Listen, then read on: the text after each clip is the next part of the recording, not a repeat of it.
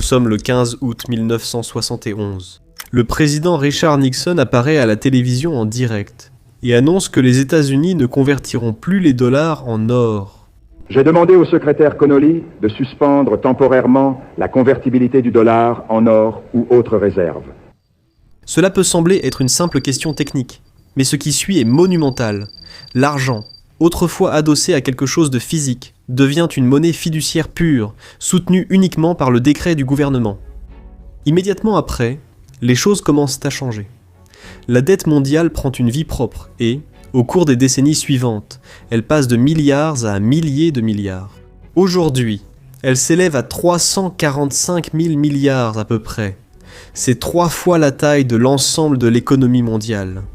L'Amérique à elle seule représente 38 000 milliards de cette somme. Mais il y a quelque chose d'étrange dans tout cela, vous voyez. Les États-Unis doivent environ 770 milliards à la Chine. Pourtant, la Chine elle-même est submergée par une dette de 18 000 milliards. Une grande partie de cette dette appartient aux banques chinoises, qui détiennent aussi la dette américaine. Les banques américaines, à leur tour, détiennent la dette de la Chine, de l'Europe et à peu près de tout le monde. Mais voici le paradoxe. Si tout le monde doit de l'argent à tout le monde, alors à qui va réellement tout cet argent ? La réponse n'est pas celle que vous pensez. Si vous suivez l'argent assez loin, la piste finit par revenir à son point de départ. Le monde se doit essentiellement de l'argent à lui-même, et cela fonctionne tant que personne ne vérifie les calculs. La vidéo d'aujourd'hui est sponsorisée par SIFT. La dette est aussi ancienne que la civilisation elle-même, bien avant les banques ou l'argent papier. La dette n'était qu'une simple promesse. Un voisin vous prête un sac de grains au printemps et à la récolte, vous le remboursez, peut-être avec un petit supplément en guise de remerciement. C'est ainsi que les sociétés ont fonctionné pendant des milliers d'années. Cependant, à mesure que le commerce s'est étendu au-delà des communautés locales, ces accords sont devenus plus complexes. Pendant la Renaissance, les maisons bancaires italiennes ont créé des instruments de crédit, des moyens de transférer la dette, plutôt que de la conserver personnellement. Cela a permis aux marchands de faire des affaires à travers les continents, sans transporter de coffres remplis d'or. La grande avancée a eu lieu en 1694, quand la Grande-Bretagne a connu une crise financière sous le règne du roi Guillaume III. La Royal Navy avait désespérément besoin de 12 millions de livres pour financer la guerre contre la France, mais le crédit du gouvernement était mauvais et l'emprunt direct s'est avéré impossible. Ainsi, la cour royale a trouvé une solution ingénieuse, créer une société appelée la Banque d'Angleterre et permettre aux investisseurs d'en devenir actionnaires. La banque prêterait alors l'argent au gouvernement et facturerait un intérêt de 8% en retour. Elle recevait des obligations d'État, revendables au public ou à tout acheteur. Soudainement, pour la première fois, les citoyens ordinaires pouvaient effectivement prêter de l'argent à l'État par l'intermédiaire d'un agent fiable. C'était un système simple, mais il a tout changé. Les États pouvaient désormais lever d'énormes sommes sans augmenter les impôts ni vider leurs trésors. Le système s'est rapidement répandu à travers l'Europe et est devenu la pierre angulaire du capitalisme naissant. Puis, pendant la révolution industrielle, le système s'est emballé. Les usines, chemins de fer et infrastructures demandaient un capital inédit, bien supérieur à ce qu'un individu fortuné pouvait apporter. Les banques qui avaient été créées ont rassemblé les dépôts d'épargne et les ont prêtés aux industriels. Ce faisant, l'emprunt est devenu non seulement utile, mais structurellement nécessaire à la croissance économique.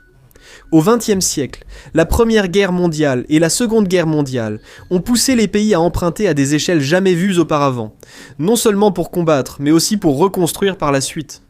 En 1944, l'accord de Bretton Woods a fait du dollar américain la pièce maîtresse du système financier mondial. Avec des monnaies rattachées au dollar et le dollar rattaché à l'or, mais l'or était limité et les économies devaient croître. Pendant la guerre du Vietnam et les programmes de la grande société, les dépenses américaines augmentaient, mais il n'y avait pas assez d'or pour garantir tous les dollars en circulation mondiale. Forçant Richard Nixon à rompre le lien en 1971, les conséquences furent profondes. Dès lors, les gouvernements ont pu créer de la monnaie à volonté. Et avec la disparition des anciennes contraintes, un nouveau système est apparu, où la dette pouvait s'accroître tant que les prêteurs gardaient confiance dans les décrets gouvernementaux. Dans les années 1980, les nations ont compris que l'emprunt stimulait aussi la croissance en temps de paix, pas seulement en guerre. Les gouvernements ont emprunté pour construire des écoles, réparer des routes et relancer l'économie. La dette a cessé d'être un dernier recours et est devenue une procédure standard aujourd'hui. La dette est la façon dont les choses sont construites, dont les récessions sont gérées et dont les promesses politiques sont tenues. La dette n'est plus une anomalie dans le système, elle est devenue le système lui-même. Les États-Unis offrent l'exemple le plus clair de la façon dont ce système auto-renforçant fonctionne réellement. Avec 38 000 milliards de dettes, aucun autre pays ne s'en approche. Pourtant, environ 70% de cette dette est due aux Américains eux-mêmes. Les États-Unis empruntent en fait à leurs citoyens. Quand on dépose de l'argent à la banque, il ne reste pas simplement dans un coffre-fort. Les banques font travailler cet argent, essayant de le faire fructifier afin de pouvoir reverser une partie des intérêts aux déposants. Elles le font en prêtant, en investissant et en achetant des obligations. Actuellement, les banques commerciales américaines détiennent environ 46 000 milliards de dollars en bons du Trésor et autres titres d'État, ce qui représente plus que le produit intérieur brut du Japon ou de l'Inde. Les obligations sont particulièrement populaires parce qu'elles représentent l'un des moyens les plus sûrs de gagner des intérêts, et contrairement aux actions qui fluctuent fortement chaque jour. Un bon du Trésor américain à 10 ans offre aujourd'hui un taux d'intérêt annuel stable, garantissant des rendements fiables avec peu de risques. Mais les banques ne sont pas les seules dans ce cas. Les fonds de pension, les compagnies d'assurance et les sociétés d'investissement font tous la même chose. Donc en fait, l'épargne privée est devenue une forme indirecte d'emprunt gouvernemental. Même si cela peut sembler étrange que les États-Unis s'empruntent à eux-mêmes, considérez cela comme de l'argent passant des régions inactives à celles où il est nécessaire. Lorsque le gouvernement paie des intérêts sur sa dette, l'argent retourne vers les prêteurs, leur donnant plus de liquidités pour acheter davantage d'obligations et gagner plus d'intérêts. C'est un circuit fermé, où l'argent circule sans fin du prêteur à l'emprunteur, puis revient. Le même circuit existe entre les pays. Près de 30% de la dette américaine est détenue à l'étranger, où gouvernements et banques achetaient des obligations américaines comme les institutions nationales. L'argent afflue aux États-Unis lorsqu'ils empruntent, puis repart lorsqu'ils perdent des intérêts, et le cycle se répète. Et il n'y a pas que l'Amérique qui fait cela. Chaque pays emprunte et chaque pays prête. Les économies japonaises financent les prêts saoudiens. Ceux-ci soutiennent les Brésiliens. Et le capital brésilien revient dans les obligations américaines. Cette toile interconnectée crée une réalité inquiétante. Pour rembourser leurs dettes, les gouvernements doivent continuer à emprunter de plus en plus. Cela peut sembler imprudent, et ça l'est à bien des égards, mais c'est aussi la base du fonctionnement actuel de l'économie mondiale. Tout, de la croissance économique à la stabilité politique, dépend de la poursuite de ce cycle sans fin. Puisque la dette alimente la croissance, les gouvernements n'ont pas d'autre choix que d'emprunter, de dépenser et de faire circuler l'argent dans l'économie. Ainsi, les entreprises gagnent plus, les travailleurs sont payés et dépensent davantage, créant une boucle qui soutient l'expansion économique. En Chine, environ 1/5 des dépenses publiques est financé par l'emprunt. Aux États-Unis, c'est 1 sur 4.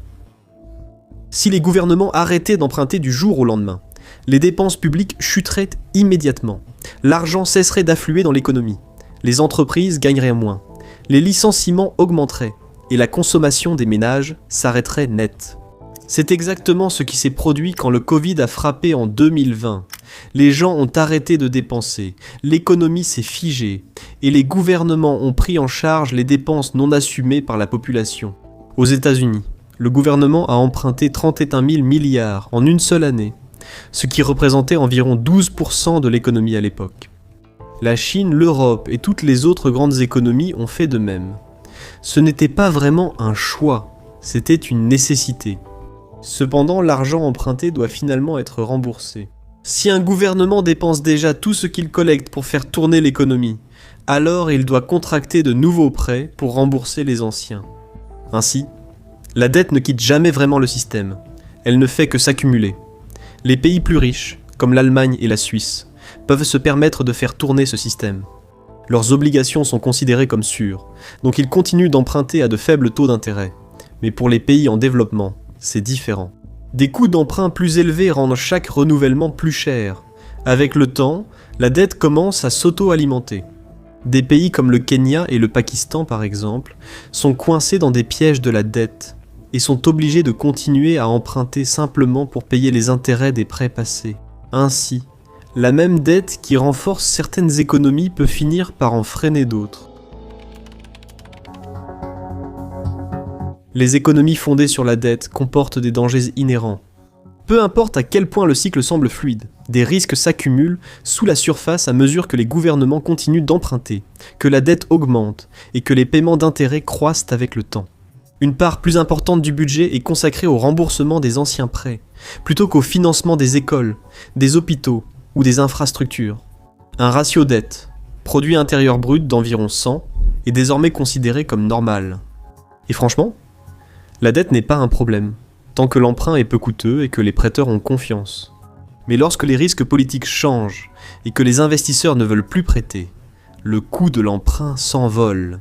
Donc, la perception est le véritable moteur de l'économie. L'un des moyens pour les gouvernements de garder le contrôle, c'est d'imprimer plus d'argent. Les banques appellent cela l'assouplissement quantitatif. Le problème, cependant, c'est que lorsque plus d'argent entre en circulation, la valeur de chaque unité diminue.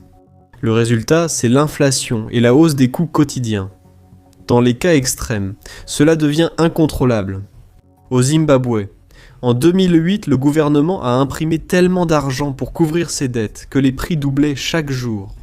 Une miche de pain, qui coûtait 10 millions de dollars zimbabwéennes en mars, coûtait soudain des centaines de millions à la mi-année, et des milliards en novembre. Le gouvernement a imprimé des billets de 100 000 milliards pour gérer la crise, mais cela n'a empiré la situation. La monnaie a perdu toute valeur et les économies des gens ont disparu du jour au lendemain. Bien que la plupart des pays ne connaissent pas de tels extrêmes, même une inflation modérée peut faire du mal. Les risques sont encore plus grands pour les pays en développement, qui empruntent souvent dans des devises étrangères, comme le dollar américain. Cela signifie que lorsque leur propre monnaie s'affaiblit, le remboursement de la dette devient soudainement plus coûteux en monnaie locale. Et à mesure que ce fardeau augmente, les prêteurs commencent à douter de la capacité du pays à rembourser. C'est à peu près ce qui s'est passé en Turquie. Une fois que l'ambiance change et que le doute s'installe, les investisseurs ont tendance à exiger des taux d'intérêt plus élevés pour compenser les risques. Et lorsque l'emprunt atteint une impasse, les gouvernements sont contraints à des choix difficiles. Ils peuvent soit réduire les dépenses, augmenter les impôts ou élargir la masse monétaire. Chacune de ces options entraîne de graves conséquences. Dans l'ensemble, l'économie mondiale est conçue pour un élan constant. La dette n'est pas un défaut, c'est ce qui permet aux nations de fonctionner, d'emprunter, de prêter, de dépenser et de repartir à zéro. Cependant, ce mouvement perpétuel ne peut pas durer éternellement. Il y aura finalement un règlement de compte, une dépression économique. Il y a des siècles, la physique a prouvé que le mouvement perpétuel est impossible. L'économie n'a pas encore tiré cette leçon. Je suis votre hôte, Caspian Report. Si vous appréciez notre travail, n'hésitez pas à laisser un commentaire, à cliquer sur j'aime et peut-être à partager la vidéo. Merci pour votre temps et vos questions.